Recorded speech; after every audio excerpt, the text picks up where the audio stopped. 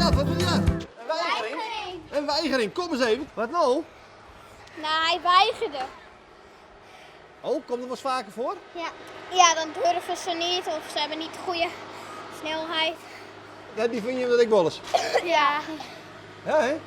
allemaal wel eens. Wie bent dit alle jaren? Dit is Flika, dit is Nova, dit is Jimmy. Dit is Sprinter, dit is Picasso. Dit is Vera, dit is Snowy en dit is Uliet.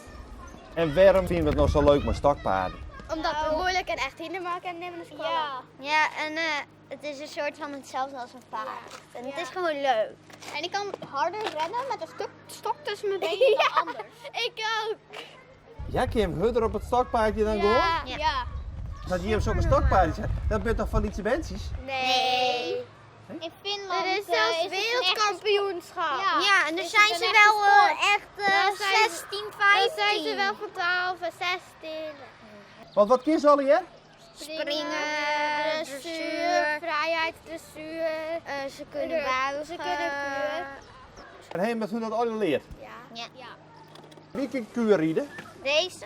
En deze. Dat wil ik wel eens even zien.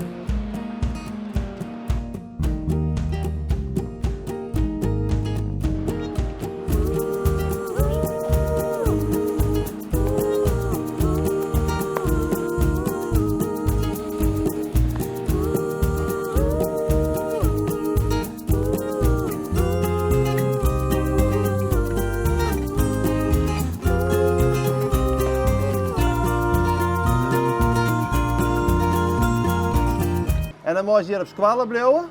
Ja. En dan lezen ze gewoon in de gom. Nee, Op stal. op een stal. Stal. Ja.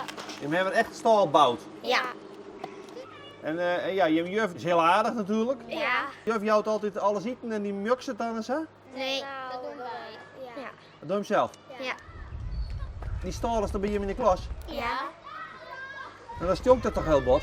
Nee. Let ze een keer skaten? Jawel, soort van. Kunnen ze niet.